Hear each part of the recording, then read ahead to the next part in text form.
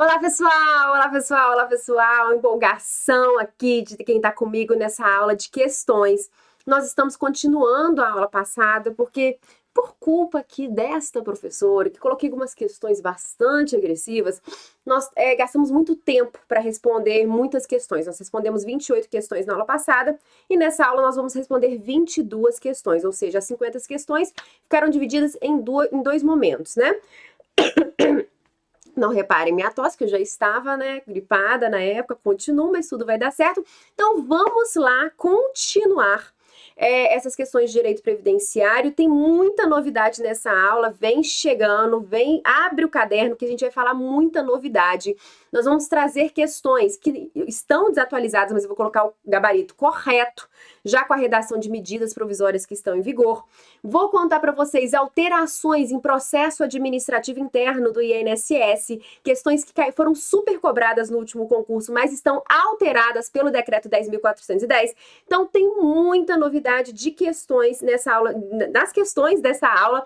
Abram um caderno para vocês irem anotando, tá? Então, 1, 2, 3 e já valendo. Sejam bem-vindos. Deixa eu ver quem tá aqui.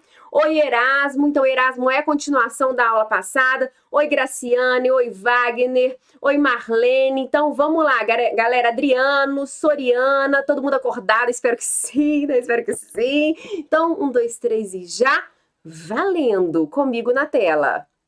Maria de Fátima, empregada de confecção de roupas, após 15 anos de prestação de serviço, ajuizou, em razão de acidente do trabalho de que fora vítima, dado que a empresa não adotou medidas legais de segurança do trabalho, ação judicial no Juizado Especial Federal, com o objetivo de reverter decisão do INSS que lhe negara a concessão de auxílio-doença, por não ter ela cumprido o período de carência exigida para o benefício. Considerando essas situações hipotéticas, assinale a opção correta à luz da legislação previdenciária vigente. Vamos conversar aqui. Primeira observação. A Maria de Fátima, ela tem 15 anos como empregada de uma empresa. Primeiro, ela cumpriu carência para o auxílio-doença? Sim, porque, regra geral, a carência para o auxílio-doença é de 12 contribuições mensais, exceto acidente de qualquer natureza, doença do trabalho ou profissional e doença grave. Nesse caso específico, ela nem precisaria ter cumprido a carência. Por qual motivo? Foi um acidente do trabalho. Então, ela podia ter um dia de emprego, moço da empilhadeira do passatempo recheado. Podia ter um único dia no emprego, que ainda assim ela teria direito a esse auxílio-doença, tá? Outra observação importante, o INSS foi lá, pronto, negou. O INSS faz, de vez em quando faz isso, né? Umas pequenas lenhas. E ela ingressou com uma ação na justiça para conseguir ter direito a esse benefício. Aqui a gente tem que ter muito cuidado.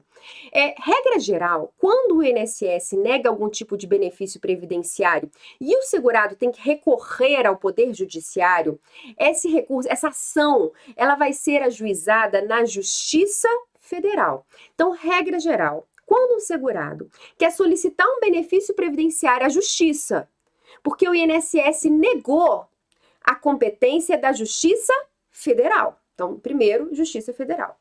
Só que, nesse caso específico, por se tratar de acidente do trabalho, a competência vai ser na Justiça Estadual.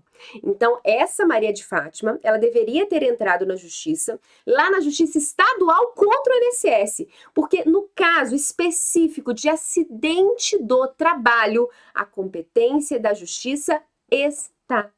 E se ela, Maria de Fátima, quisesse uma indenização contra o empregador dela por motivo desses acidentes de trabalho? Aí seria a Justiça do Trabalho. Então, o que vocês vão anotar agora no caderno de vocês? Um resuminho de 3 linhas só, que vai resolver qualquer questões que envolva essa questão de indeferimento de benefícios no INSS e solicitação do benefício judiciário na Justiça. O que vocês vão anotar? 3 linhas. Regra geral.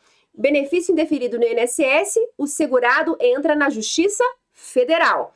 Exceção, se for acidente do trabalho, o segurado deve entrar na Justiça Estadual contra o INSS.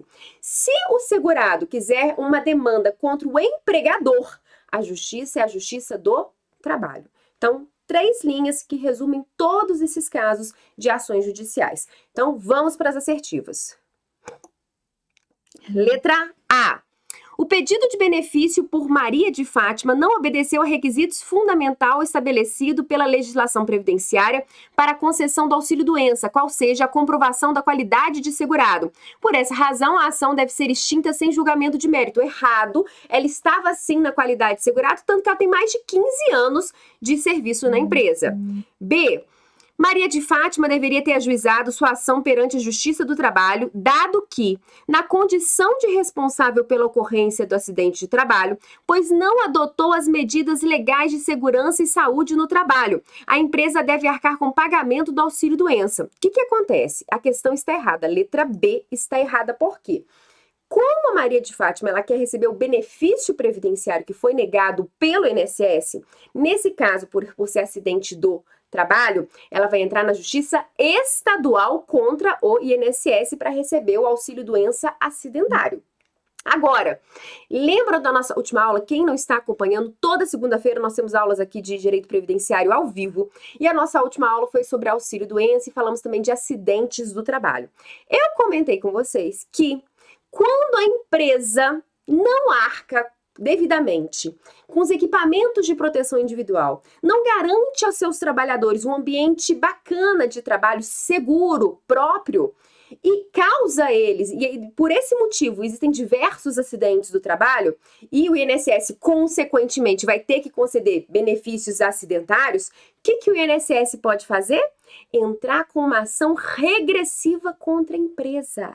O INSS pode cobrar a empresa todos os benefícios que foram concedidos em virtude daqueles acidentes que a empresa não atuou da forma correta. Nesse caso, a ação do INSS contra a empresa também vai ser na Justiça Federal. Tá ok? Só pra gente relembrar, não foi isso que perguntou a questão, mas já para você anotar no caderno de vocês, é possível ação regressiva do INSS contra a empresa causadora do dano, aquela empresa que não agiu corretamente com os seus trabalhadores. Então pode o INSS cobrar os benefícios que foram pagos dessa empresa. Ele vai cobrar através da Justiça Federal.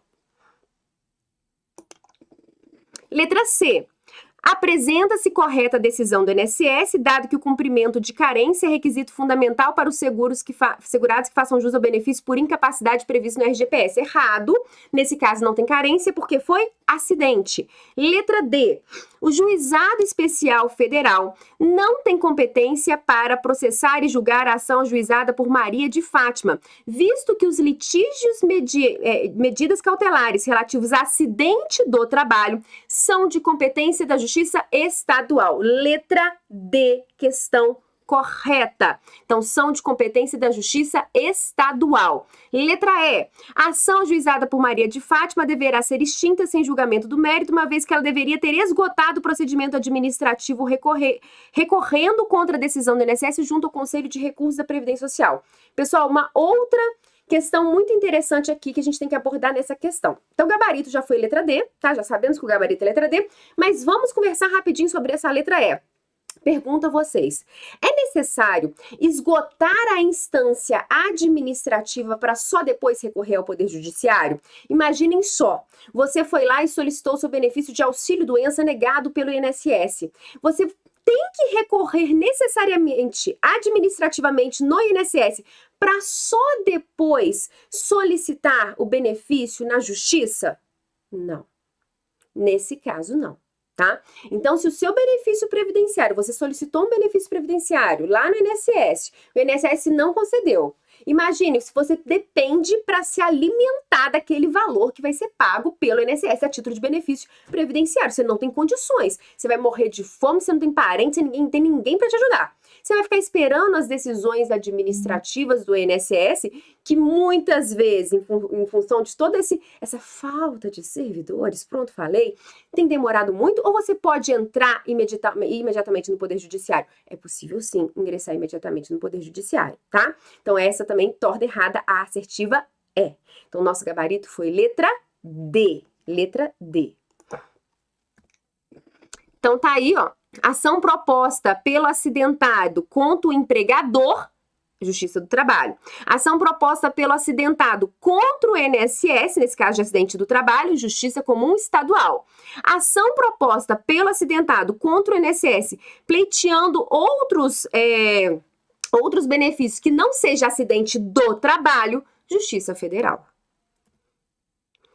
Nos casos de acidente de trabalho, competirá à Justiça Comum Estadual a apreciação das ações regressivas propostas pelo INSS contra empresas negligentes. Então, para tudo, pessoal, vocês já anotaram 4 itens do caderno de vocês. Primeiro, regra geral, ação do segurado contra o INSS na Justiça. Justiça Federal. Se for acidente do trabalho, Justiça Estadual.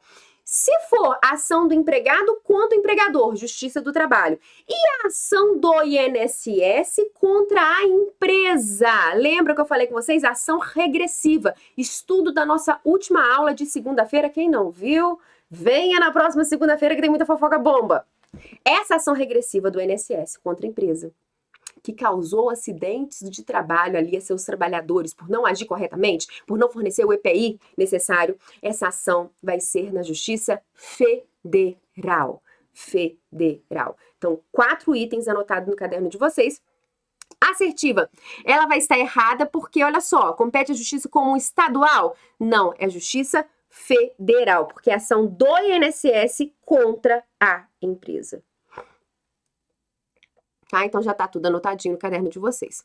Compete à Justiça Comum dos Estados processar e julgar as ações acidentárias, as propostas pelo segurado contra o INSS, visando a benefício e aos serviços previdenciários correspondente a acidente do trabalho. Se for acidente do trabalho, correto, é a Justiça Estadual. De acordo com a jurisprudência do STF, jurisprudência, o beneficiário que recebe aposentadoria por tempo de contribuição do INSS e complementação de aposentadoria de entidade privada, de previdência privada, não tem interesse processual para ajuizar a ação contra o INSS pleiteando revisão da sua aposentadoria. Fala, professor, eu não entendi nada, me conta isso aqui, vamos refletir. Pessoal, aqui a gente nem precisa saber de jurisprudência pra gente raciocinar, que é o seguinte. Imagine o meu caso lá no futuro, quando eu tiver velhinha, rugas, capenga, aquela coisa toda. Enfim, eu vou estar aposentada pelo INSS porque eu sou empregada pública seletista. Então, eu vou me aposentar pelo INSS. Só que eu também tenho minha complementação de aposentadoria privada, que é a FUNCEF, que é a dos empregados da Caixa Econômica Federal. Então, ou seja, eu vou ter 2 aposentadorias. Eu vou ter a aposentadoria do INSS e aquela aposentadoria de complementar privada que eu pago, né? Que eu recolho todos os meses ali em paralelo. O que a questão está te falando? Como eu vou ter 2 aposentadorias, se o INSS me conceder a aposentadoria errada, por exemplo, eu pago, enquanto eu entrei na Caixa, eu pago a vida inteira com base no teto da Previdência. Só que o INSS foi lá e me concedeu uma aposentadoria de 1 salário mínimo, ou seja, não está correto porque eu sempre paguei com base no teto. A questão está falando o seguinte, olha só, moça, como você recebe 2 aposentadorias, a do INSS e a complementar privada, fica quieta e aguenta. Você não pode entrar com uma revisão da sua aposentadoria do INSS porque você já tem 2. Então fica quieta aí. Tá certo, pessoal? Isso é justo? Isso é correto? É óbvio que não. Eu posso ter trocentas aposentadorias. Imagine que eu fosse servidora pública ao mesmo tempo empregada de carteira assinada no regime geral de previdência social, ao mesmo tempo recolher para 2 outras previdências complementares privadas. Nossa senhora, eu tô muito aposentada. Ainda que eu tivesse trocentas aposentadorias, eu poderia sim recorrer contra aquela decisão do INSS que não foi correta, né? É contraditório e ampla defesa, devido ao processo legal. São fundamentos basilares do artigo 5º da Constituição. Então, essa questão está totalmente errada. Questão errada. Nem vou ler os comentários que eu já comentei com vocês. Em cada um dos itens seguintes, é apresentada uma situação hipotética acerca de regras legais que tratam da solidariedade do âmbito da Seguridade Social seguida de uma assertiva a ser julgada. Pessoal, essa questão aqui é bem complicadinha, bem difícil, porque como eu disse a vocês, eu optei nessas últimas aulas de questões, trazer questões que são um cantinho da legislação, em que muitas vezes em aulas nós não chamamos atenção porque não são tão importantes assim. Mas tudo que está escrito, que está expresso na legislação, pode cair na sua prova. Tá aí a importância, inclusive, de ler a literalidade da Lei 8.212 e da Lei 8.213, mesmo que elas estejam defasadas, tá? Para isso é necessário assistir a aula, conhecer a matéria e depois partir para a legislação, porque tem que ler a lei seca. Essa é uma questão de literalidade da lei. O candidato, ele teria que ter lido algumas vezes a legislação para fazer, porque professor não te conta isso aqui na sala de aula. Eu tô te contando, eu mereço um abraço. Eu estou te contando nessa aula de questões, mas é o tipo de coisa que a gente não menciona, tá? Então, vamos lá comigo na tela. Embora integrantes do mesmo grupo econômico, duas empresas vinculadas a segmentos empresariais distintos foram acionadas judicialmente para o pagamento das dívidas previdenciárias de uma terceira empresa, também pertencentes ao mesmo grupo. Nas contestações que apresentaram, as duas empresas suscitaram preliminar de ilegitimidade passiva de causa, aduzindo que as pessoas jurídicas não se confundiam com seus respectivos sócios e que não tiveram qualquer ingerência na gestão de empresa devedora principal. Nessa situação, à luz da legislação aplicável, as preliminares serão rechaçadas com o consequente reconhecimento da responsabilidade solidária das duas empresas. Então, com a consequente reconhecimento da responsabilidade solidária das duas empresas. Vamos entender isso aqui, pessoal. Você fala assim, nossa, mas muito termo jurídico. Aí você vai falar assim, nossa, mas professora, as últimas questões foi só de questão de justiça. Pessoal, deixa eu te contar uma fofoca bomba. Atualmente, existem servidores do INSS designados só para atender advogados. Então, você vai orientar o advogado. Sabe por quê? Qual que é a verdade da vida? Quem entende mesmo de direito previdenciário, quem entende mesmo de rotinas administrativas e até mesmo algumas processuais, é o servidor do INSS, tá? Muito advogado não entende o funcionamento, então vocês que vão orientar. Por isso aquelas questões de competência da justiça, além do que é matéria de prova. Enfim, nesse caso é o seguinte, tem duas empresas que são do mesmo grupo econômico. Pergunto a vocês, se o empregado trabalha para um grupo econômico formado por duas empresas, ele vai demandar quem? Essas empresas, quem que vai ter competência, quem que vai ser responsável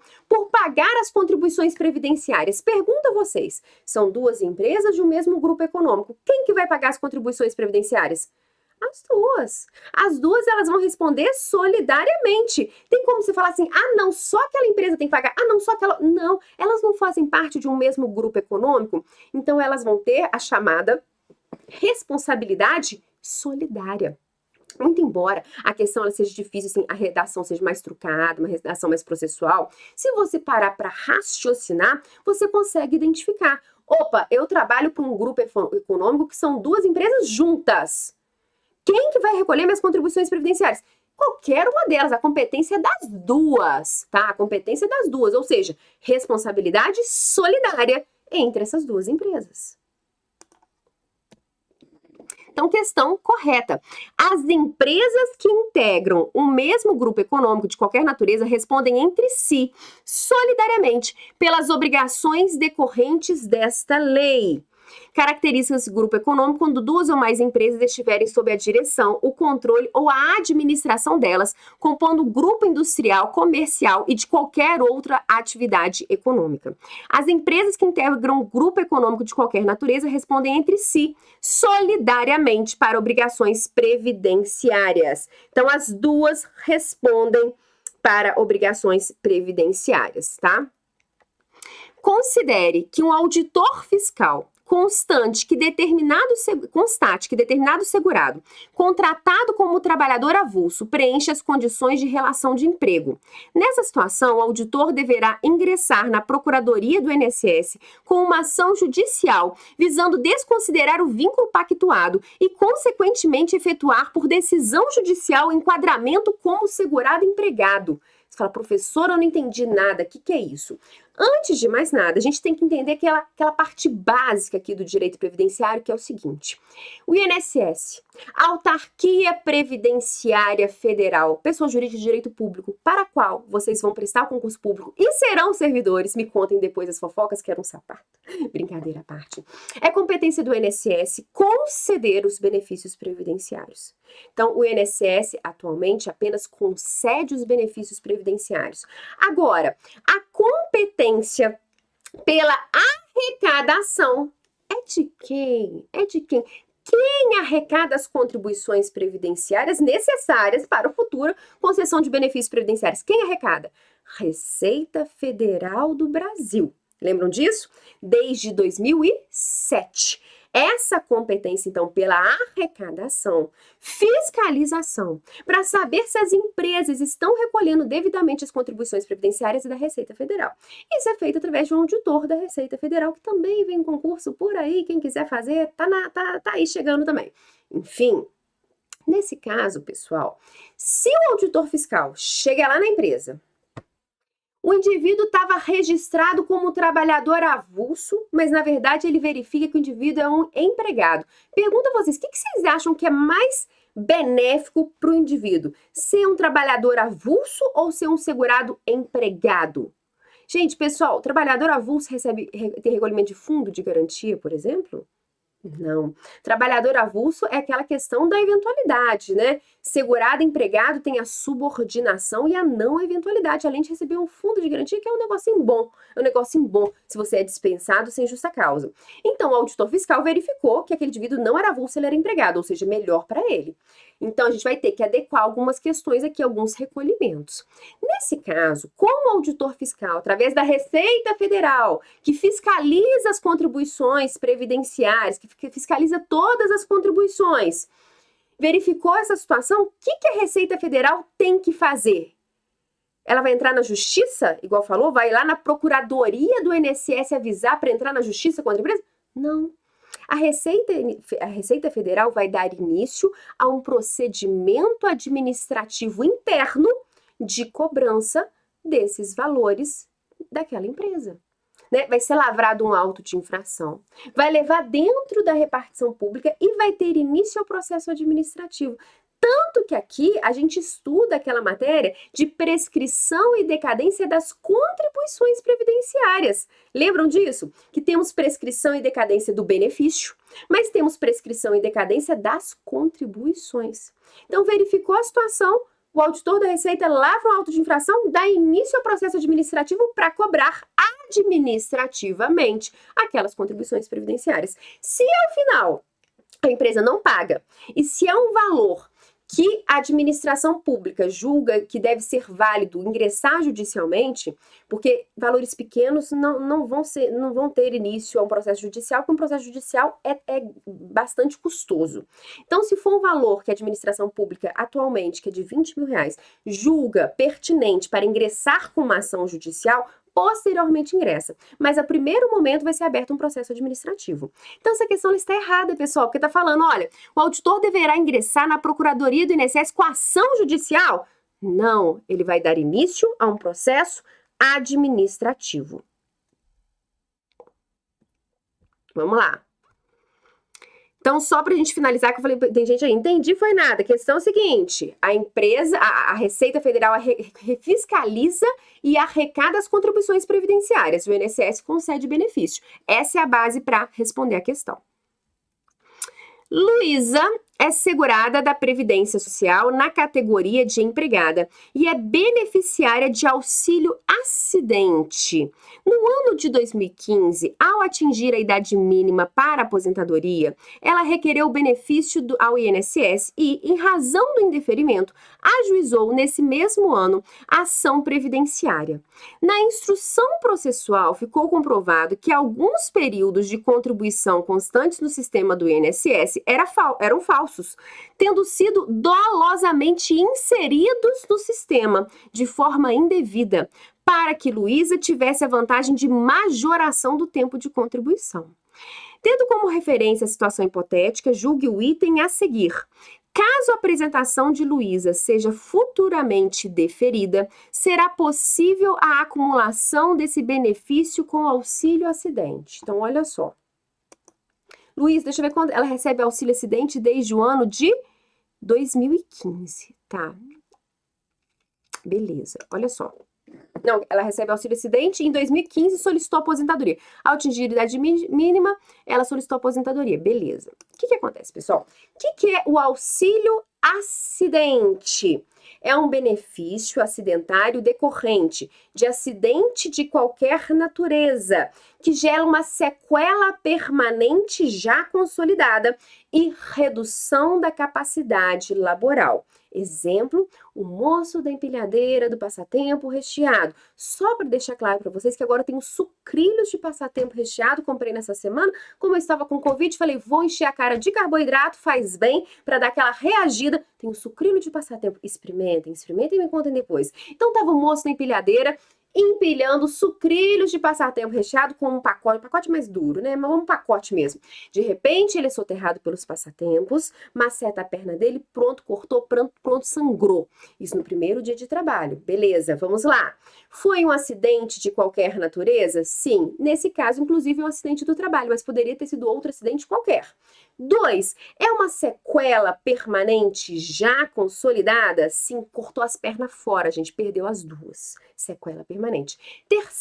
Isso gera redução da capacidade laboral? Sim, gera redução da capacidade laboral. Logo, assim que ele se recuperar dessa questão toda, através do auxílio-doença, ele se recuperou, teve condições de voltar ao mercado de trabalho. Por quê? Ele vai voltar ao mercado de trabalho? Nossa, mas ele tá sem perna, coitadinho, ele não pode aposentar por invalidez, ele vai ter que voltar ao mercado de trabalho? Sim, ele pode ser telefonista, ele pode ser submetido a uma ação de reabilitação profissional, encaixar em outra área do mercado de trabalho. Então, recebeu o auxílio-doença, voltou ao mercado de trabalho, terminou o auxílio-doença, tem início o auxílio acidente, no valor de 50% ao seu salário de benefício. Então, primeiro ele recebe auxílio-doença para se recuperar daquela sequela. Recuperou, terminou o auxílio-doença, inicia o auxílio-acidente. Qual é a pergunta que a questão está te fazendo? Até quando vai ser pago o auxílio-acidente? Tem gente, que o sonho da vida é você receber o auxílio-acidente. Sabe por quê? Perder uns dedinhos fora, uma coisinha assim, a pessoa vai receber o auxílio-acidente pelo resto da vida. Até morrer ou até se aposentar, o que acontecer primeiro, tá? Então pode ser que esse moço que perdeu as duas pernas, imagina que ele recebia 5 mil reais, ele era o chefe da empilhadeira, tá? E o salário de benefício dele deu 5 mil reais. Se é 50% do salário de benefício, o auxílio acidente, ele vai receber a título de benefício R$ 2.500. Mesmo sem trabalhar, pelo resto da vida, até morrer ou até se aposentar. Ele pode ficar satisfeito em ficar na casa dele o resto da vida assistindo seriados com R$ 2.500 no bolso? Pode, ele gosta de uma vida mais simples, mais tranquila, né? Aquela coisa pacata, Stranger Things, nova temporada tá aí, ele quer maratonar, né? Tem outras aí legais também. Então ele optou por ficar o resto da vida na casa dele, assistindo seriados, pipoca com queijinho, aquela coisa toda. Tudo bem? Tudo bem, ele vai receber o auxílio-acidente até morrer. Agora não. Nesse outro caso, o moço gosta de um serviço, não aguenta ficar em casa, fala assim, não, minha mulher tá falando demais na cabeça, vou sair pra passear. Assim, os que os homens falam, coisa feia. Enfim, ele arrumou um novo emprego mesmo, lá sem as pernas, ele conseguiu uma outra atividade agora de telefonista. Então, ele vai acumular a remuneração com o auxílio-acidente. E vai ganhar os dois, a remuneração e o auxílio-acidente. Pergunto a vocês, o valor do auxílio-acidente vai ser somado à remuneração para o cálculo de uma futura aposentadoria? Sim, vai somar então o auxílio-acidente e a remuneração para o cálculo da aposentadoria. Segundo, quando ele se aposentar, ele vai perder o auxílio-acidente? Sim, sim. Desde 11 de novembro de 1997, não é possível mais acumular auxílio-acidente com a aposentadoria. Então, nessa questão, vocês vão colocar duas observações importantes. Qual que é a data de início de um auxílio-acidente? Ocorre com o fim do auxílio-doença. Primeiro, a pessoa se restabelece daquela situação, por exemplo, as pernas, coitada, tem que cicatrizar, né? Então, primeiro recebe auxílio-doença para depois receber o auxílio-acidente. Então, data de início do auxílio-acidente com o fim do auxílio-doença. E segunda, data de fim do auxílio-acidente, ou com a morte ou com a aposentadoria, o que ocorrer primeiro. Lembrando que passou a ser vedada a acumulação de auxílio-acidente com a aposentadoria a partir de 11 de novembro de 1997. Algumas questões um pouco mais densas, um pouco mais difíceis, cobram essa data, 1997, então eu optei por passar isso para vocês, tá ok? Então vamos lá. Então aqui tá falando, caso a aposentadoria de Luísa seja futuramente deferida, será possível a acumulação desse benefício com o auxílio acidente? Não, não é possível acumular o benefício com o auxílio acidente. Questão errada, tá? A acumulação de auxílio acidente com aposentadoria pressupõe lesão incapacitante e aposentadoria sejam anteriores a 11 de novembro de 1997, observado o artigo 23 da Lei 8.213, para a definição do momento da lesão nos casos de doença profissional ou do trabalho. No item subsequente, é apresentada uma situação hipotética acerca do direito previdenciário, seguida de uma assertiva a ser julgada. Pessoal, essa questão é muito legal. Por quê? No começo da nossa aula passada de questões, eu fiz várias questões de justificação administrativa, que é uma matéria que vai cair na sua prova. Anota aí no seu caderno. Vai cair justificação administrativa. E o povo deixa para estudar isso só lá no final. Fica preocupado com benefício, com segurado, com não sei mais o que das contas, esquece da justificação administrativa e isso vai cair pelo menos uma questão na sua prova, tá? E essa questão aqui é muito legal e eu aproveitei para trazer os dispositivos já atualizados pelo decreto 10.410 de 2020. Então vamos lá com calma aqui sobre justificação administrativa. Olha só. Aloísio, segurado obrigatório da Previdência Social, faleceu em Brasília, em 14 de junho de 2006. Ana, alegando ser esposa de Aloísio, requereu perante o INSS, no local do falecimento, a concessão do benefício previdenciário denominado pensão por morte. Ana afirmou que não pôde juntar ao requerimento a certidão de casamento, comprobatória de sua condição de viúva de Aloísio, por tê-la perdido e em virtude de o registro público ter sido efetivado no cartório de registro civil de pessoas naturais do município de Rio Branco, local do casamento, o que dificultaria sobremaneira a obtenção de uma segunda via.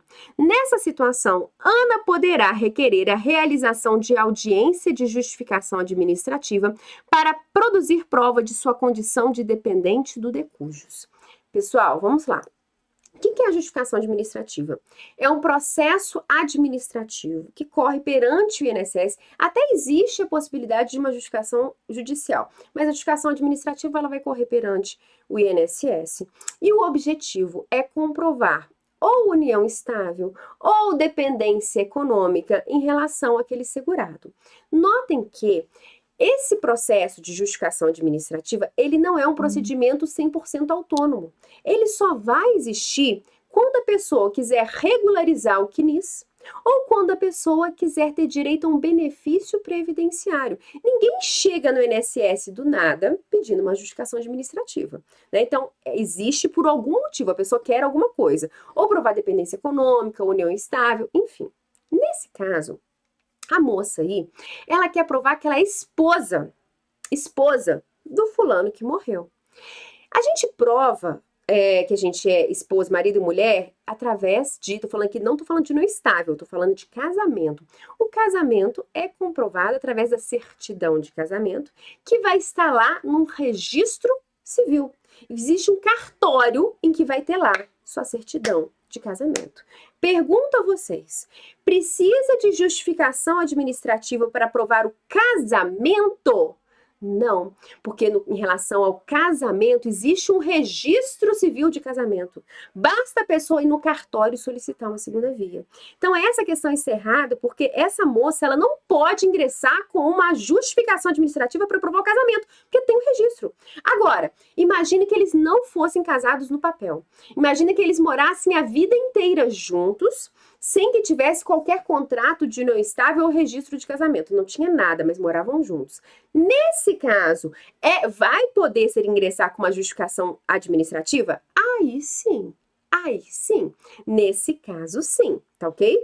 Por quê? Porque a questão da união estável, você vai se provar através de várias formas. Através de imposto de renda, conta conjunta, conta de luz, conta de água, no nome de um, no nome de outro, esse tipo de coisa, tá ok?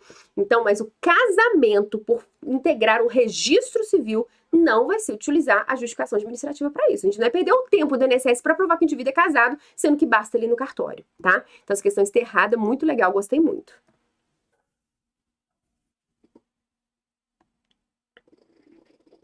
Então, vamos lá. Errado, não será admitida justificação. Então, não será admitida a justificação administrativa quando o fato a comprovar exigir registro público de casamento, de idade ou de óbito, ou de qualquer ato jurídico para o qual a lei prescreva forma especial. Então, parágrafo 3º. Quando a concessão do benefício depender de documento ou de prova do ato ao qual o segurado não tenha acesso, exceto quando ao registro público ou início de prova material, a justificação administrativa será oportunizada observando o disposto no artigo 151. Para o processamento de justificação administrativa, o interessado deverá apresentar requerimento no qual exponha clara e minuciosamente os pontos que pretende justificar, além de indicar testemunhas idôneas em número não inferior a 2 e nem superior a 6, cujo depoimento possam levar à convicção da veracidade de que pretende provar. Outra alteração promovida, número de testemunhas, agora no mínimo 2, no máximo 6. Pessoal, por favor, em relação à justificação administrativa, leiam o decreto 3048. Os dispositivos foram, a maioria, alterados pelo decreto 10.410, inclusive o número de testemunha. Então, leiam, questão muito boa, isso vai cair na sua prova, eu repito, depois eu mereço um abraço ou um sapato. Solange, trabalhadora urbana, será afastada recebendo benefício previdenciário, está afastada recebendo benefício previdenciário por doença. Já Ivete, trabalhadora rural individual, está aposentada por invalidez. Ambas recebem uma notificação do INSS que está apurando indícios de irregularidade em seus benefícios, determinando que apresente defesa, prova ou documentos de que disponham. Nesse caso, os prazos máximos em que devem ser apresentados documentos pelos beneficiários serão, respectivamente, de... Pessoal, lembra aqui do que vocês assistem no jornal a tal do pente fino? Pente fino do INSS. O INSS vai começar um pente fino? Não tem isso? Então, o que acontece? O INSS, ele pode, a qualquer momento, deu na telha dele. Ele pode, a qualquer momento, solicitar ou uma nova perícia, tá? Ou solicitar dos segurados que eles apresentem alguns documentos, tá? Prova de vida, porque às vezes a pessoa tá lá, a aposentadoria por invalidez. A pessoa já até morreu, o benefício está sendo... Ela mora na roça, uma moça aí, rural, mora na roça. Ninguém tá sabendo que fulano morreu. Tá lá morta dentro de casa, credo, igual filme de terror, né? E aí o INSS vai lá e quer fazer a prova de vida, para ter certeza que a pessoa está viva, para continuar pagando o benefício previdenciário. Então, na verdade, pente fino é saber se a pessoa ainda está viva, saber se a incapacidade permanece, nos casos de aposentadoria por invalidez, atualmente aposentadoria por incapacidade permanente, ou auxílio-doença, benefício por incapacidade temporária. Então, nesses casos, o INSS ele pode requerer, então, esse pente fino, né, essa prova dessas situações a qualquer momento. A pergunta é: qual é o prazo para que o segurado faça essa prova? Quando? Qual que é o prazo que o segurado tem para fazer essa prova? Decorebinha que pode cair na sua prova. E é o tipo de coisa também que a gente não se atenta muito nas aulas, tá? Então vamos lá, olha só a diferença. Solange é trabalhadora urbana, está de auxílio-doença. Ivete é trabalhadora rural individual, está aposentada por invalidez. Qual que é o prazo que elas vão ter para fazer essa prova perante o INSS, tá?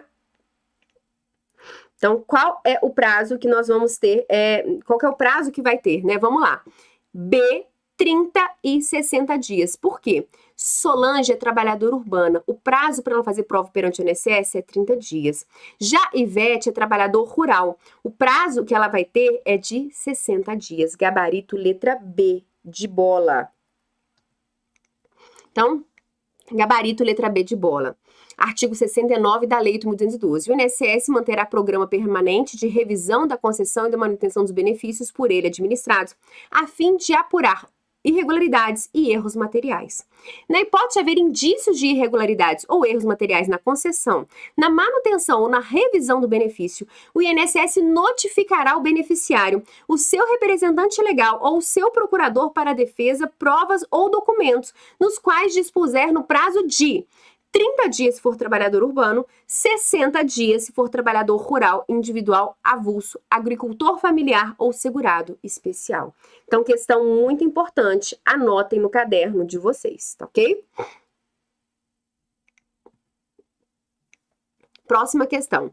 Um segurado da Previdência Social, filiado em 1º de março de 2010, sofreu um acidente do trabalho em 1º de abril de 2010, ou seja, ele sofreu um acidente de trabalho depois de um mês, tá? Em 1º de maio de 2010, lhe foi concedido pelo INSS auxílio-doença contabilizado desde a data do seu acidente até 1º de abril. Em 1º de agosto de 2018, o INSS revisou o ato administrativo de concessão desse benefício. Pessoal, o que eu indico quando tem um monte de datinha? Isso aqui é uma questão típica que pode vir no concurso de vocês, tá? É um texto grande, nesse caso o texto foi até pequenininho, mas o que pode ser muito comum que vocês estejam preparados? Vir uma assertiva longa, com uma história, com várias informações. Se for CESP, várias assertivas utilizando aquele mesmo texto padrão. Se for FCC, A, B, C, D, mas utilizando aquele texto padrão, aquela história. Quando é assim, tem um monte de data, vai anotando. Ah, pega lá e anota. Olha, ele trabalhou de março a abril e sofreu acidente. Primeiro, ele tem direito ao benefício? Tem, porque foi acidente. Quando é acidente, não tem que cumprir carência. Beleza, ele tem direito ao benefício, foi concedido o benefício. Aí depois vem falando, o INSS, ele quis rever a concessão do benefício só em 2018. O benefício foi pago em 2010, olha só. O benefício foi pago em 2010, mas em 2018, o INSS foi lá e revisou o ato administrativo de concessão desse benefício. Opa! É possível fazer isso? Né? Pode, sim ou não? Na revisão, o INSS não poderia anular o referido ato administrativo, salvo se tivesse comprovada má-fé, dada a ocorrência da decadência, uma vez que havia transcorrido mais de 5 anos da data da concessão do benefício. Então, vamos entender. Pode. 8 anos depois, o INSS rever o seu próprio ato de concessão de um benefício e anular aquele ato? Sim ou não? Existe um prazo decadencial em que o INSS, a Autarquia Previdenciária Federal, tem de 10 anos para anular seus próprios atos, quando atingirem pessoas de boa fé. Se o indivíduo estiver de má fé, não corre esse prazo. O INSS pode anular esse ato a qualquer momento. Por exemplo, primeira situação, era uma vez um indivíduo que solicitou um benefício de auxílio-doença por um erro do servidor público ou do sistema, foi pago a maior. Qual é o prazo tem? Para que o INSS anule aquele ato e conceda o benefício no valor correto. Prazo decadencial de 10 anos. Segundo exemplo, era uma vez um indivíduo, um meliante é o nome, que fraudou diversos documentos para ter direito a uma aposentadoria. A pessoa nunca trabalhou na vida, fraudou vários documentos de identidade, de filiação, enfim. Através de uma fraude, conseguiu ter direito à aposentadoria. Já está aposentada há 20 anos. E o INSS descobre isso? Oxe. O INSS pode anular essa aposentadoria? Sim, porque nesse caso foi decorrente da má-fé do indivíduo. Entenderam a diferença? Então, quando o indivíduo age de boa fé, mas por um erro, né? Ou o benefício é concedido errado, ou ele é concedido a maior, o INSS tem um prazo decadencial de 10 anos para anular seus próprios atos. Autotutela aqui da administração pública, prazo decadencial de 10 anos. Agora, se o indivíduo estava de má fé, não corre esse prazo, pode ser feito a qualquer momento, ok? Observação importante. Eu não sei, eu não tenho certeza se no último concurso do INSS caiu a Lei 9784, que é a Lei de Processo Administrativo em âmbito federal, que é uma lei muito importante no concurso do INSS. Se vai vir na próxima edital ou não, é um enigma. Mas vocês têm que tomar cuidado pelo seguinte: a administração pública como um todo tem um prazo decadencial para anular seus próprios atos de 5 anos.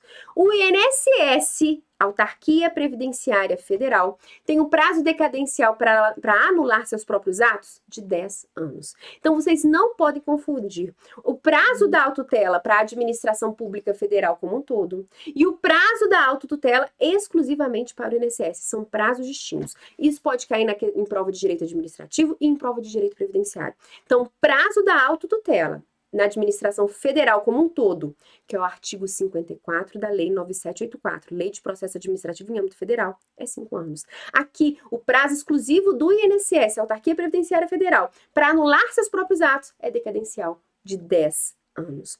Então, nessa assertiva, vamos ler a assertiva novamente. Na revisão, o INSS não poderia anular o referido ato administrativo, salvo se tivesse comprovada má-fé, dada a ocorrência da decadência, uma vez que havia transcorrido mais de 5 anos desde a data da concessão do benefício. Errado, porque o INSS tem 10 anos para anular os seus próprios atos, tá? E só passaram 8 anos, então ele estava dentro do prazo sim para anular esse ato. Então, gabarito errado é o artigo 103A da Lei 8.213. Mateus, requereu ao órgão regional do INSS a conversão de auxílio-doença em aposentadoria por invalidez. O INSS indeferiu o pedido de Mateus por considerar que a doença que acometera era curável e que, para isso, ele era suscetível de reabilitação. Tá? Então, o Mateus requereu ao INSS a conversão do auxílio-doença por invalidez e foi negado. Acerca dessa situação hipotética e dos recursos dos processos administrativos de competência do INSS, julgue o item que se segue. Contra a decisão do INSS pelo indeferimento, Mateus poderá interpor recurso administrativo, que será julgado em primeira instância pela Câmara de Julgamento da Previdência Social. Para tudo. A partir de agora, pessoal, eu trouxe para vocês questões do último concurso do INSS, de processo administrativo interno do INSS. Fica aí que vocês vão gostar dessas fofocas. Por quê que eu trouxe para vocês questões? Falei assim, nossa, mas todo mundo já viu essas questões. Pessoal que está estudando um direito previdenciário, a primeira coisa que faz é pegar a última prova do INSS. Pois é, só que nós tivemos alterações aqui, tá? Nós tivemos algumas alterações no que diz respeito a essa atuação aí, esses procedimentos internos do INSS. Então, fiquem atentos a essa parte da matéria. Se você for pegar a sua última prova do concurso do INSS, essa parte aqui, algumas coisas estarão defasadas, tá? Nem tudo, algumas sim. Por isso, eu trouxe aqui para contar para vocês o que a gente tem de novidade sobre essa parte de recurso administrativo que tem muita chance de cair na sua prova. Primeiro, pessoal, essa questão vai estar errada. Por quê? Se o indivíduo teve um pedido negado pelo INSS, ele pode recorrer? Pode. Ele vai recorrer para a Câmara de Recursos? Não. Primeiro ele recorre para a Junta Recursal. Da Junta Recursal, se mantém a decisão de não conceder o benefício, aí sim ele vai recorrer para a Câmara, tá ok? Então ele não recorre direto para a Câmara, ele vai recolher para a Junta Recursal. Então a questão ela está errada. Questão errada. Então, gabarito errado, primeira instância, Junta de Recursos, segunda instância, Câmara de Julgamentos, tá? Aqui, pessoal, eu trouxe para vocês o artigo 303 do Decreto 10.410, porque essa parte da matéria, ela foi alterada pelo Decreto 10.410 de 2020. Então, essa parte de Conselho de Recursos foi alterada em 2020, muito depois, tá? Muito depois da prova aí do INSS. Então, como está hoje essa parte de recursos internos do INSS? O Conselho de Recursos da Previdência Social, CRPS, é um órgão colegiado de julgamento integrante da estrutura do Ministério da Economia. O Conselho de Recursos da Previdência Social compreende os seguintes órgãos: juntas de recurso com a competência para julgar os recursos das decisões proferidas pelo INSS nos processos de interesse dos seus beneficiários. Então, beleza, continua a mesma lógica. Os recursos das decisões proferidas pelo INSS relacionados à comprovação de atividade rural, de segurado especial, de que trata o artigo 38b da Lei 8.213, ou as demais informações relacionadas ao CNIS, de que trata o artigo 29A da referida lei. C. Os recursos de decisões relacionadas à compensação financeira de que trata a Lei 9796 de 99. As contestações relativas à atribuição do FAP aos estabelecimentos da empresa. Pessoal, vocês lembram o que é FAP? É o fator acidentário previdenciário. É aquele fator que pode elevar o percentual SAT ou reduzir o percentual SAT. Lembram disso? Então, são as juntas que julgam também as contestações relativas ao FAP das empresas. Os recursos relacionados aos processos sobre irregularidades verificadas em procedimento de supervisão e de fiscalização dos regimentos próprios de previdência social e aos processos sobre apuração de responsabilidade por infração das disposições da Lei 9717. Asterisco na linha E. Asterisco na alínea E, tá ok? Façam o seguinte, pessoal. Asterisco por quê? Olha só que interessante. A junta, inclusive, vai julgar os recursos relacionados aos processos sobre irregularidade verificada em procedimento de supervisão e fiscalização de regime próprio de previdência social. Regime próprio de previdência social. E aos processos sobre apuração de responsabilidade por infração às disposições da Lei 9.717, tá ok? Asterisco na letra E, que é muita novidade.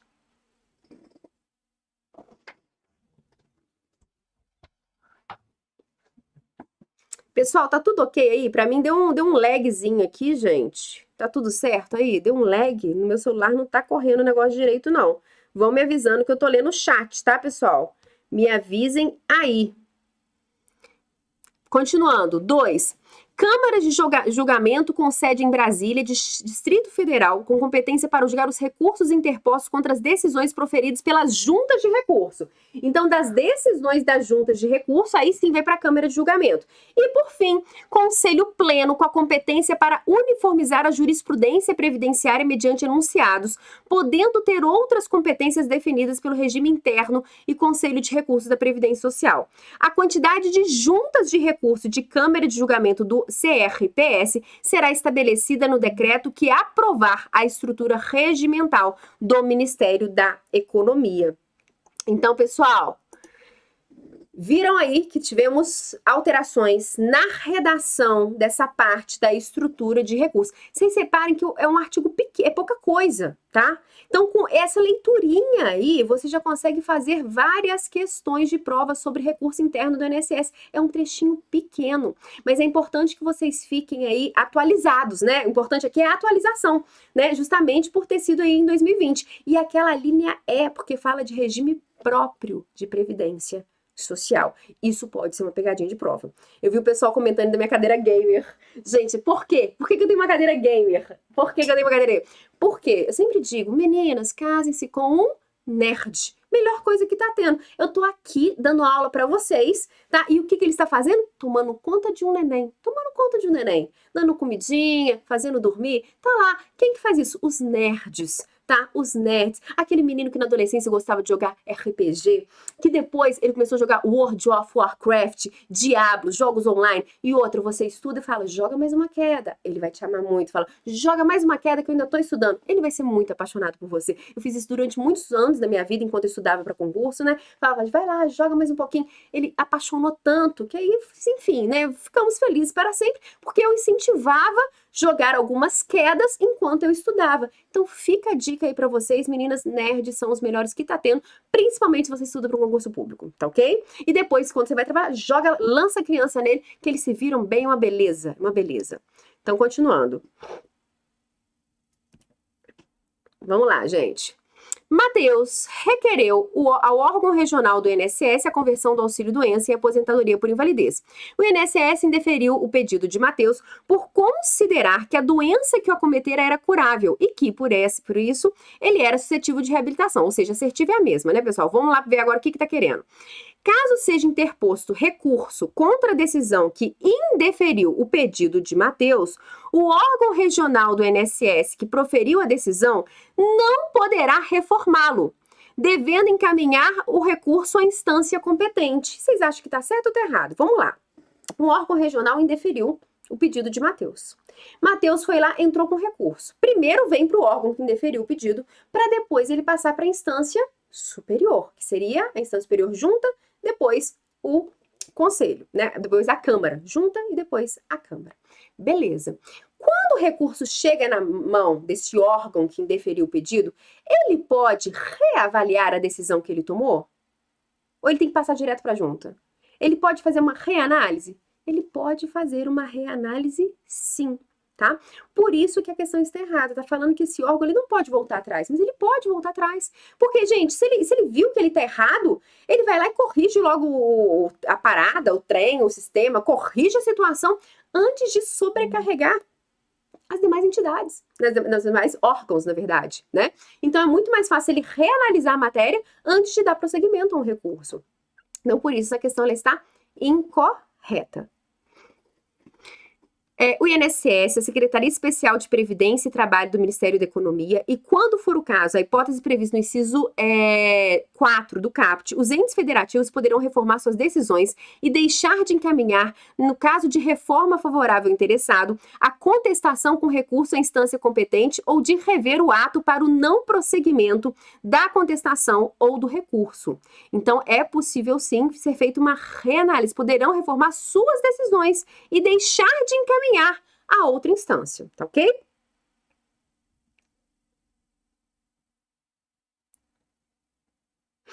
Então, vamos lá. Ao Conselho de Recursos da Previdência Social compete apreciar e julgar os recursos administrativos contra as decisões proferidas tanto pelo INSS, nos processos referentes a benefícios previdenciários, como pela da Secretaria da Receita Federal do Brasil, nos processos relativos a contribuições previdenciárias. Então, olha aqui que interessante, pessoal. Outra dica de sucesso.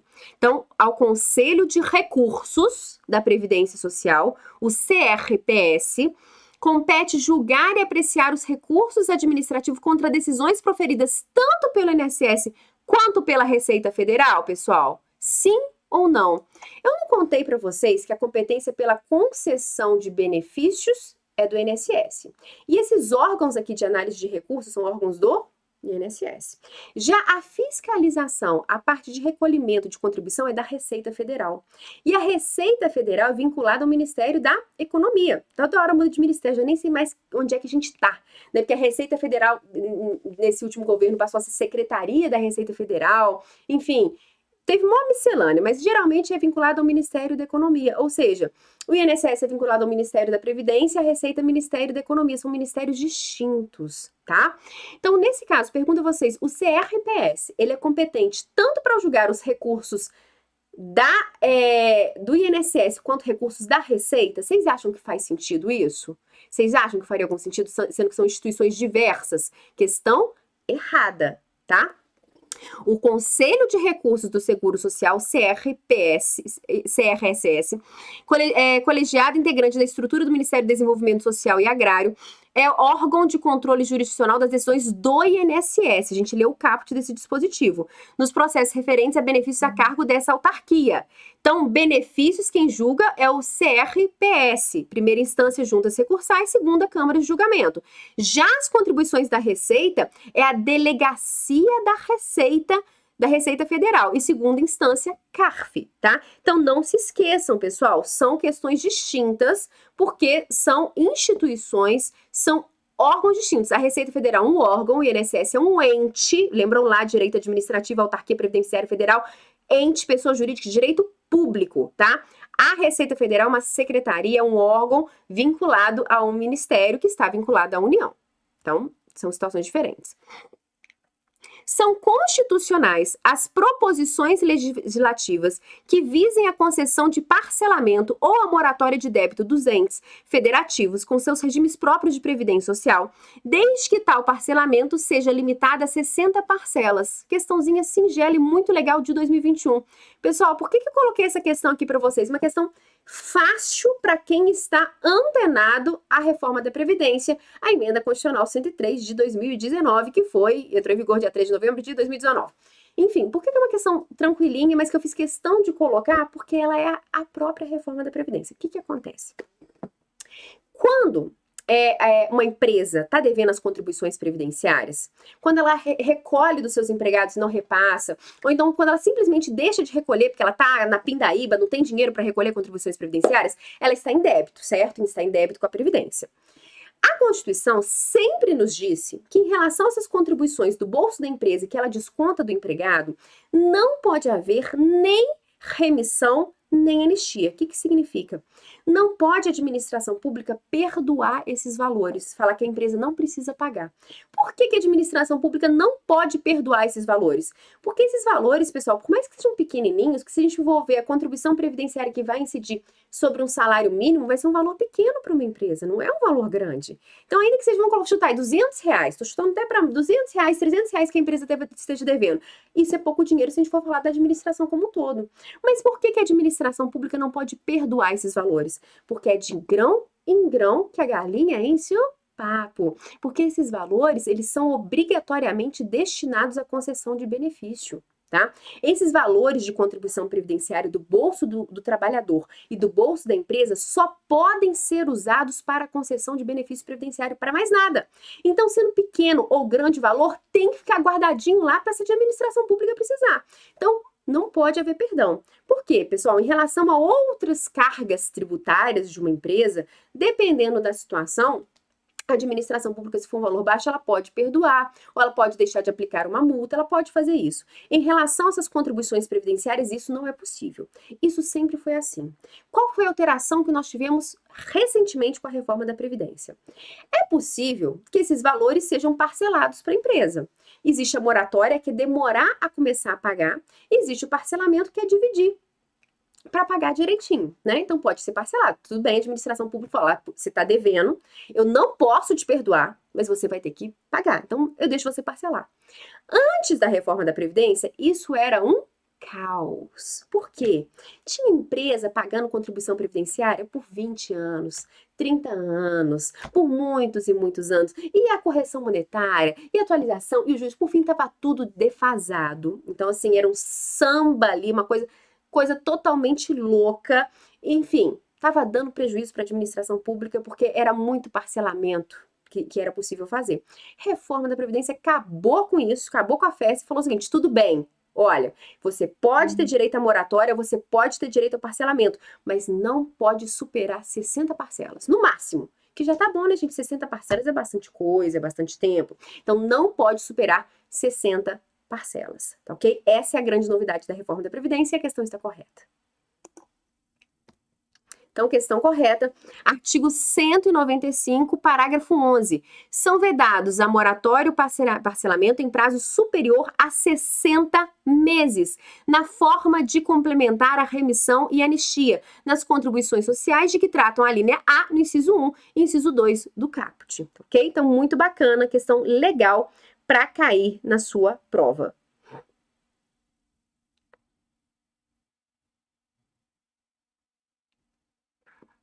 Com base no regulamento do seguro de acidente do trabalho e da moléstia profissional, julgue o item abaixo.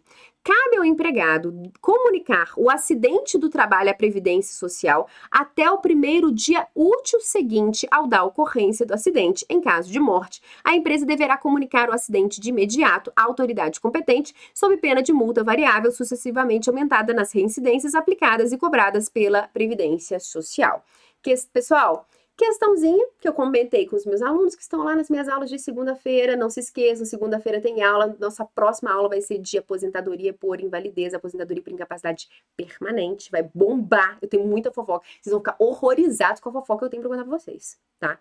É aquela fofoca que vocês vão ter que espalhar pra família. Vocês têm obrigação de espalhar pra sua família, porque ninguém sabe o que está acontecendo e eu vou te contar. Enfim, quem assistiu minha última aula sabe dessa questão tranquilamente. Por quê? Em caso de acidente do trabalho, ocorreu um acidente de trabalho na empresa, existe uma obrigação de comunicar às autoridades competentes. Prazo, primeiro dia útil seguinte à ocorrência do acidente, em caso de acidente apenas. Pronto, morreu, o comunicado deve ser imediato. Qual é é o erro da questão. Por que essa questão tá errada? Porque vem falando, o empregado deverá comunicar o acidente do trabalho até o primeiro dia subsequente. Não é uma obrigação do empregado.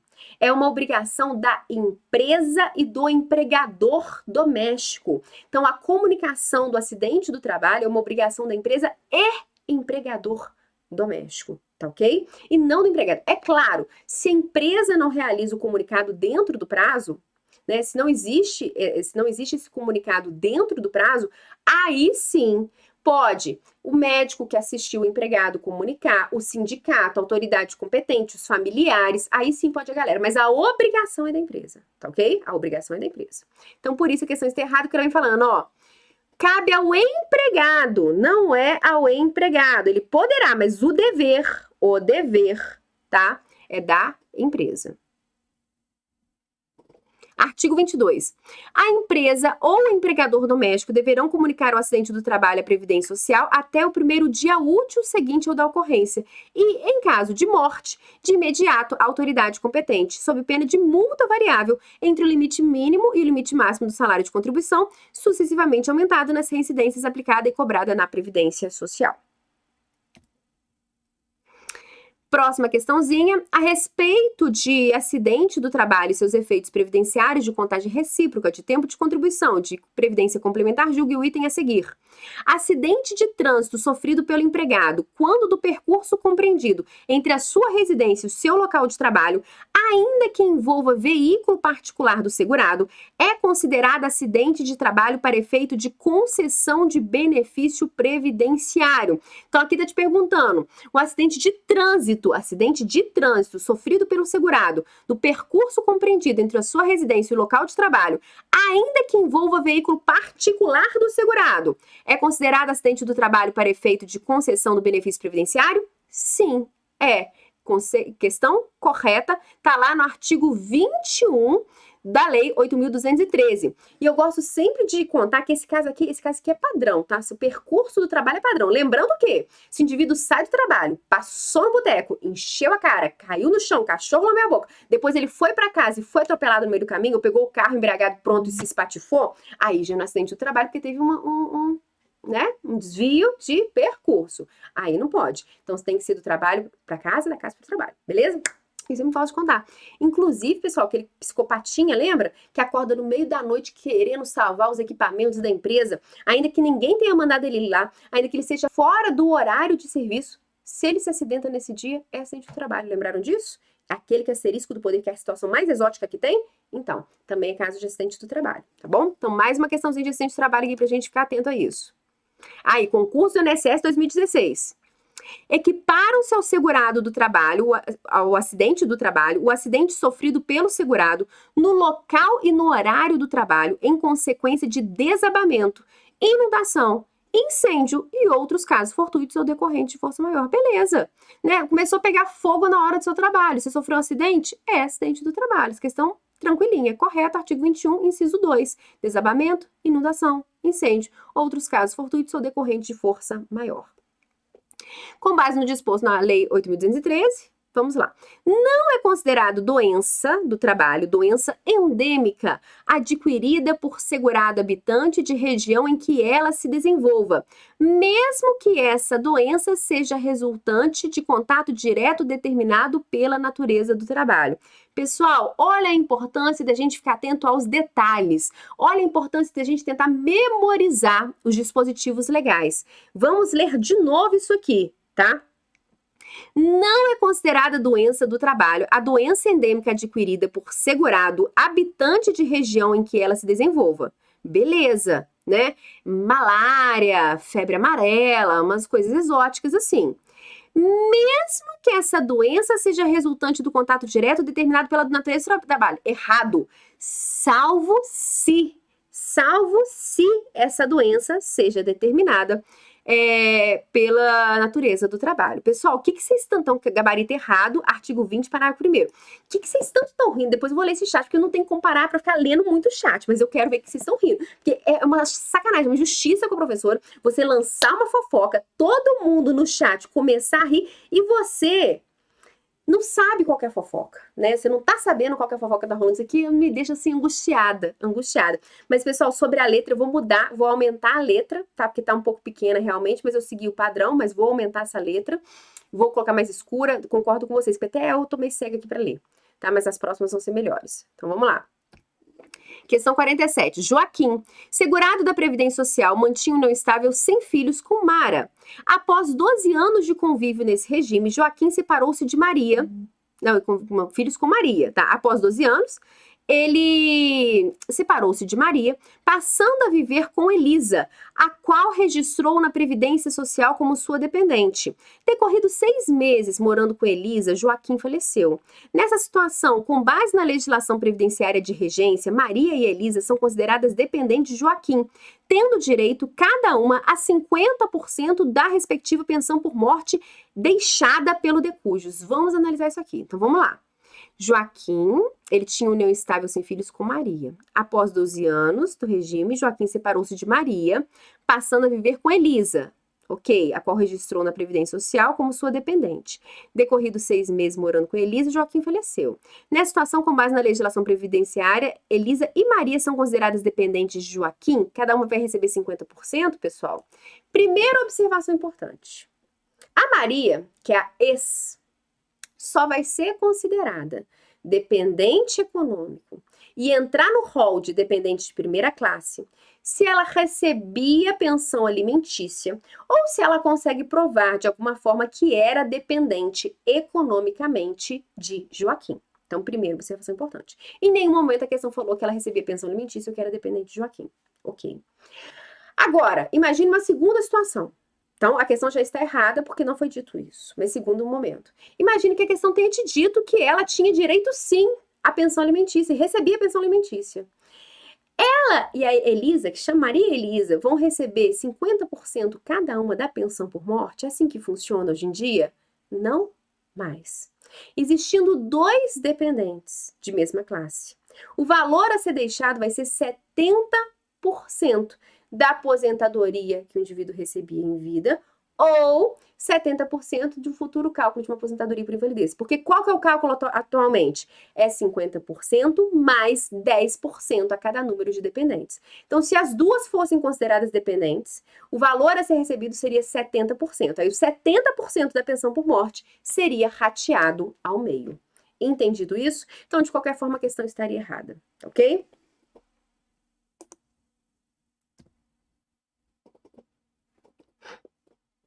Então, vamos lá. A concessão de pensão por morte não será protelada pela falta de habilitação de outro possível dependente. E qualquer inscrição ou habilitação posterior que importe em exclusão ou exclusão do dependente só produzirá efeito a contar da data da inscrição ou da habilitação.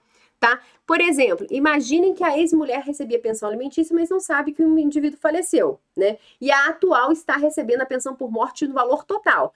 Depois, quando a ex, que era dependente econômica, descobre isso, alguma coisa vai mudar? O que vai mudar é que elas vão passar a dividir dali para frente, a partir desse requerimento. O cônjuge divorciado ou separado judicialmente ou de fato que recebia pensão de alimentos concorrerá em igualdade de condições com os dependentes referidos. A questão em momento algum falou que ela recebia alimentos, tá? Parágrafo 3º. Na hipótese em que o segurado falecido estar, na data de seu falecimento, obrigado por determinação judicial a pagar alimentos temporários ao ex-cônjuge, ex-companheiro ou ex-companheira, a pensão por morte será devida pelo prazo remanescente na data do óbito, caso não incida outra hipótese de cancelamento anterior ao benefício. Próxima questão. Fernanda, em virtude do falecimento de seu marido, requereu no INSS benefício previdenciário denominado pensão por morte.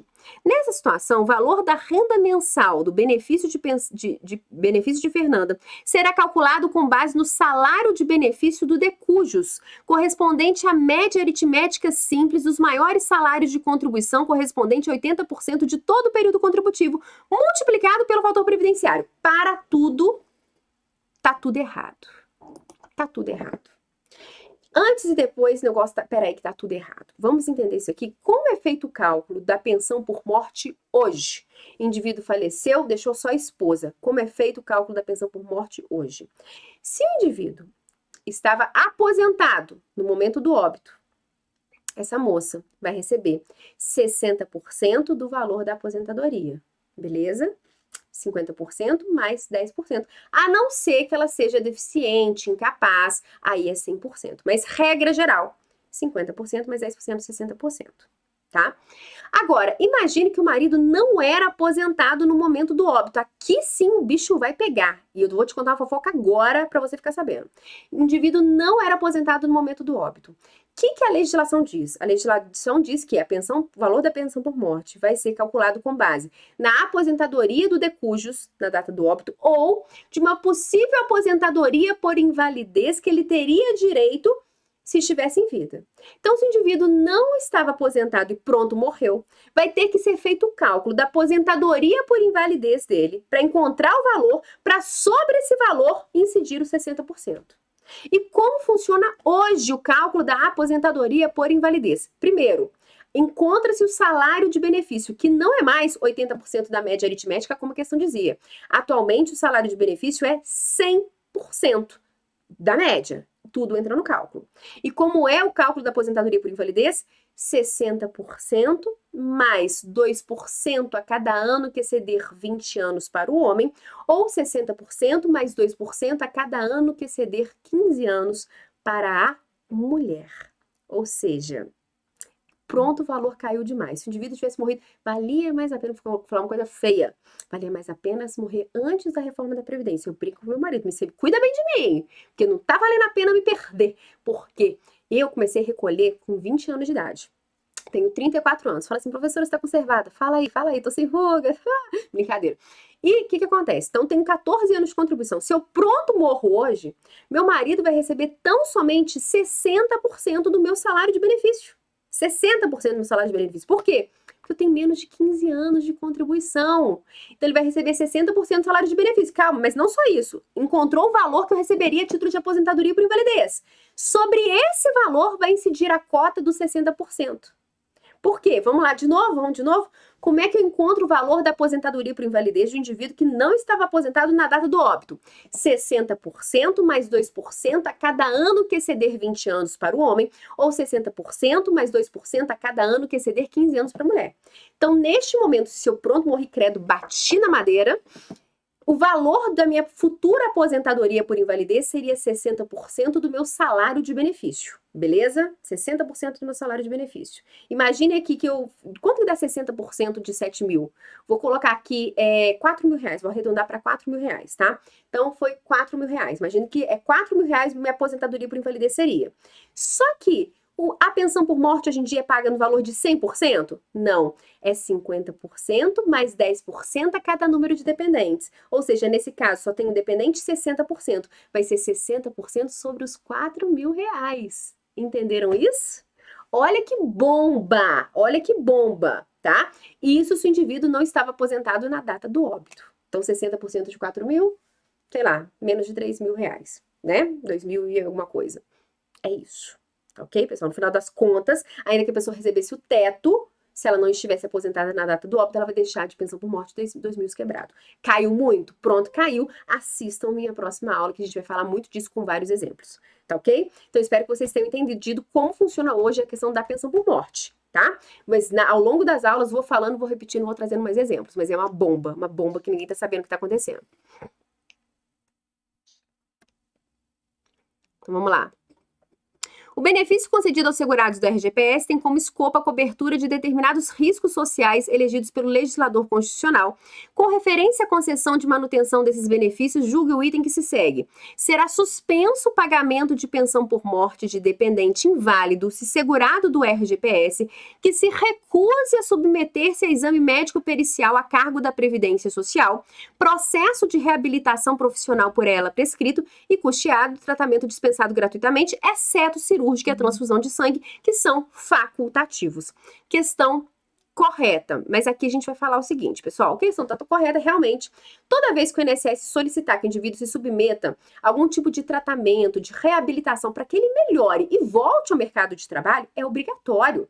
Imagine, tem uma fisioterapia específica que vai melhorar o seu tendão, que você vai poder voltar a digitar e voltar para o seu trabalho. Olha que beleza. Você pode falar, eu não quero fazer, eu me recuso a fazer, eu não gosto de fazer fisioterapia.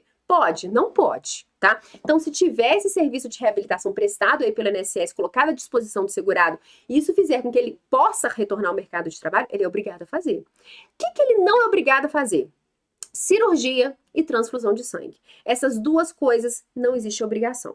Mas o porquê que eu trouxe essa questão? Essa questão batida, né, gente? O pessoal já sabe disso aqui, essa questão batida. Eu trouxe essa questão para comentar com vocês uma alteração recente que nós tivemos no artigo 101 da Lei 8.213, em virtude da medida provisória 1113 que está em vigor. Olha só qual é a fofoca bombinha do momento, que a gente tem que ver se vai ser mantida ou não, se essa medida vai ser convertida em lei ou não.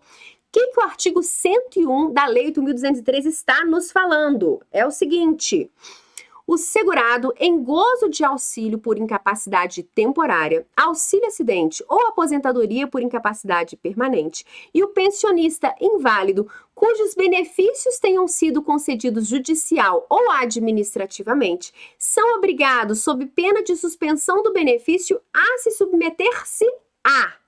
Primeira observação importante. O que essa medida provisória trouxe de novidade para a gente? Colocou o sujeito que recebe auxílio acidente, incluiu o indivíduo que recebe auxílio acidente nesse rol de segurados que vão ser obrigados a se submeter a exames médicos, tá? Então, essa é a grande fofoca. Exatamente, Bruno, acabei de ver. O pessoal do auxílio acidente vai passar pelo pente fino. Então, primeiro, exame médico a cargo da Previdência Social para avaliação das condições que ensejaram sua concessão ou manutenção, processo de reabilitação por ela prescrito e custeado, tratamento dispensado gratuitamente, exceto o cirúrgico e a transfusão de sangue, que são facultativos. O aposentado por invalidez e o pensionista inválido que não tenham retornado à atividade estarão isentos do exame de que trata o caput desse artigo, tá? Então, pessoal, essa é a fofoca do momento. Temos só que saber se quando o edital sair, se essa medida provisória vai estar em vigor ou não. Mas ela está em vigor na data de hoje, no momento que essa aula está sendo gravada, ok? Agora, essa é a última questão, gente? Acho que é, né? É a última questão. João, casado com Ana desde 10 de janeiro de 2018, é segurado do regime geral de previdência social desde 1º de julho de 89, tá? Na qualidade de contribuinte individual. Então, ele é segurado há muitos anos, beleza. Ele pretende solicitar ao INSS, em julho de 2019, dia do seu aniversário de 50 anos, sua aposentadoria por tempo de contribuição. Ou seja, essa provinha aqui provavelmente foi antes da reforma da Previdência. Beleza. Considerando a situação hipotética, as disposições legais vigentes acerca do direito previdenciário, julgue o item que segue. Considerando-se o tempo de casados de João e de Ana, caso ele venha a falecer por qualquer motivo em junho de 2019, ela não terá direito à pensão por morte. Deixa eu ver. Ele é casado com Ana desde 2018, tá? E ele quer solicitar... ele é casado com Ana desde 2018, janeiro de 2018. Caso ele venha a falecer em junho de 2019, ou seja, 1 ano e pouco de casamento, ela não terá direito à pensão por morte? Pergunto a vocês, isso aqui é muito legal. Acompanhem minhas aulas de segunda-feira, que em breve teremos aulas de pensão por morte. O que acontece? Depois de 2019, a legislação passou a instituir algumas regras específicas para o cônjuge ter direito à pensão por morte, tá? Primeira observação, pessoal, pergunto a vocês, existe carência para a concessão da pensão por morte? Não tem carência, não tem carência. O que nós temos são alguns requisitos específicos para o cônjuge, só para o cônjuge, para os dependentes não. Então, não tem carência para o recebimento da pensão por morte. E quais são esses requisitos específicos para o cônjuge? É necessário que exista entre o falecido, o segurado que faleceu e o cônjuge, mais de 2 anos de casamento ou união estável, e que o segurado tenha vertido mais de 18 contribuições previdenciárias para a Previdência Social. Sendo esses 2 requisitos cumpridos, será concedida pensão por morte ao cônjuge sobrevivente proporcional à sua idade. Significa dizer que se o indivíduo falece e deixa uma esposa jovenzinha, 20 aninhos, flor da idade, ela vai receber pensão por morte por um curto período.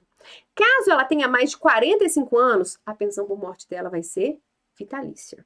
Então, notem que esses 2 requisitos, 2 anos de casamento ou união estável e as 18 contribuições mensais recolhidas pelo segurado que faleceu, são requisitos para que a concessão da pensão por morte seja paga proporcionalmente à idade do cônjuge sobrevivente.